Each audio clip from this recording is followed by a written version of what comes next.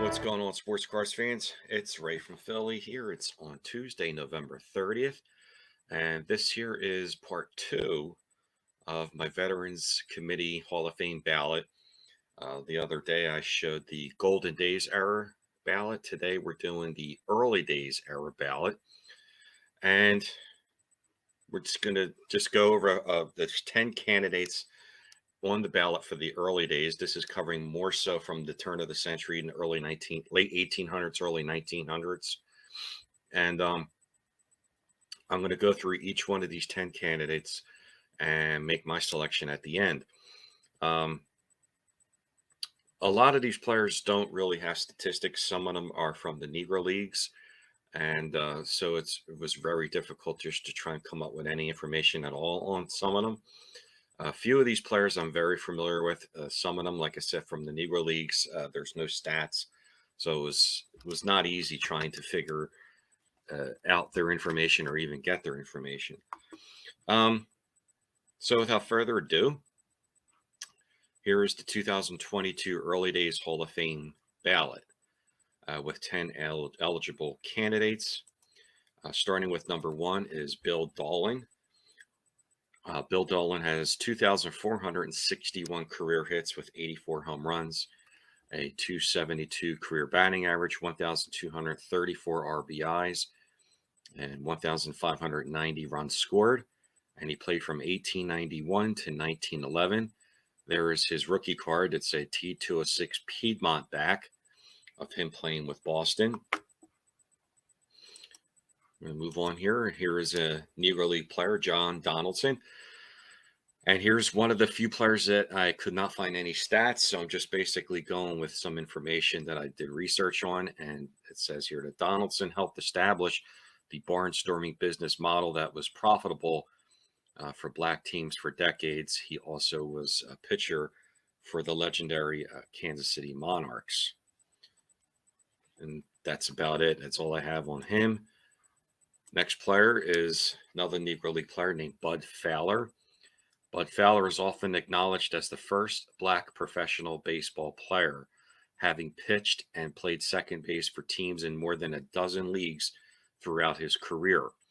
After spending part of his youth in Cooperstown, Fowler grew up to excel on the diamond, and later helped form the successful Page Fence Giants barnstorming team.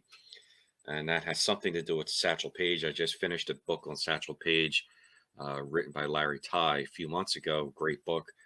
And so that's what Bud Fowler had to do with the Negro Leagues. Moving on, another Negro League player, Vic Harris. Not much information I could scrounge up on him. He had a 305 career batting average, 18 seasons with the Homestead Braves, and a 7-time All-Star. Moving on here, another Negro League player named Grant Home Run Johnson. Grant Home Run Johnson was a shortstop and a second baseman in the pre-Negro Leagues era who helped form the Page Fence Giants barnstorming team. He was a powerful hitter and occasional pitcher. Johnson played for early powerhouse teams like the Brooklyn Royal Giants and New York Lincoln Giants. Finally, a player that I know, Lefty O'Doul. Lefty O'Doul had a 349 career batting average, 1,140 career hits, a 2-time batting champion, and did make an appearance in one All-Star game. As you can see here, there's his 33 DeLong card. DeLong is such a great looking set. And of course, everyone knows who Buck O'Neil is. Buck O'Neil was a Negro League player and also a manager. He was a 3-time All-Star. And this is something that some of you might not know. He is the first black coach in MLB history. Yes, Frank Robinson was the first black head coach, but Buck O'Neil was the first coach. He also managed the Kansas City Monarchs to the World Series, the Negro League World Series in 1948. He was just, in my opinion, he was a huge ambassador to the game, quite successful in that aspect. Just a great person, very good player, and a very good manager in the Negro Leagues. Another Negro League player, Dick Cannonball Redding. Now, I have read some information on Dick Cannonball Redding and some podcasts. He was a very good pitcher, hard-throwing pitcher. And the information I came up with was Dick Cannonball Redding was regarded as perhaps the fastest pitcher in Negro Leagues history, hurling for teams such as the Lincoln Giants, Chicago American Giants, and the Brooklyn Royal Giants. Credited with multiple no-hitters, Redding was also a successful manager with the Royal Giants. Moving on, and a player that I definitely know, Allie Reynolds, six-time All-Star, 182 career wins, a 3.30 ERA, 6 World Series titles, and was the 1952 ERA title. And as you can see there, there's his rookie card, 48 Bowman.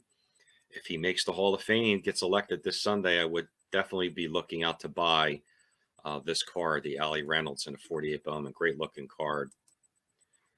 And last but not least, George Tubby Scales, another Negro League player. George Tubby Scales played 20 seasons in the Negro Leagues as an infielder, compiling a 319 batting average and a 421 on base percentage. He also managed for 6 seasons in their Negro Leagues and 12 seasons in the Puerto Rican Winter League, leading the Santurce Cangrejeros to the Caribbean World Series title. I probably butchered that name.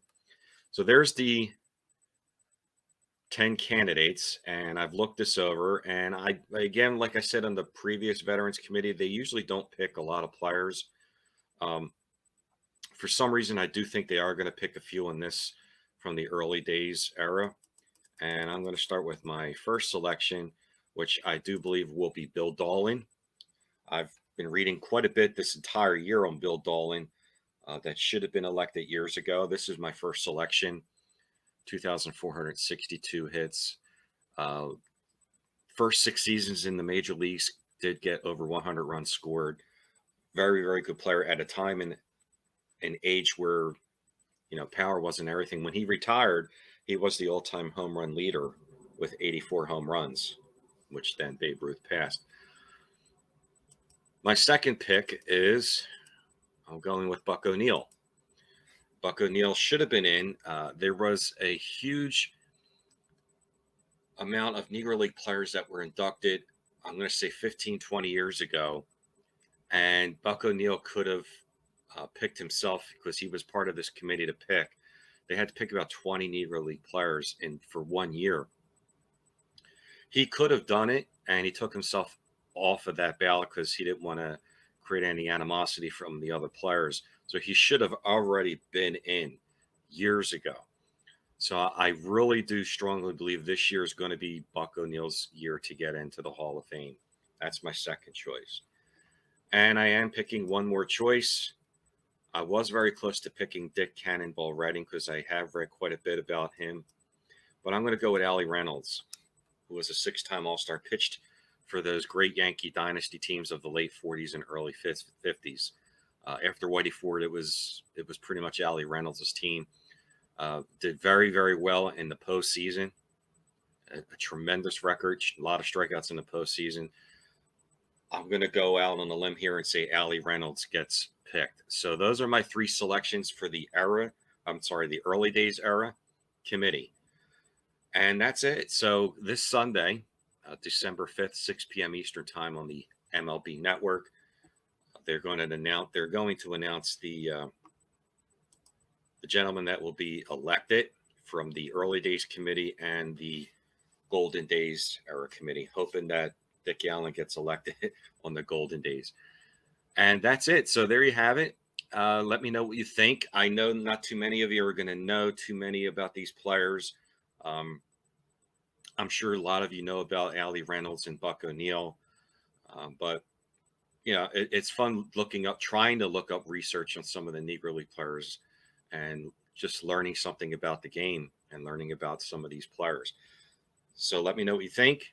I appreciate all your likes and comments. I can't wait for Sunday. This is basically my favorite time of the year, is Hall of Fame time. Next month in January will be the BBWAA ballot, which should be a lot of fun.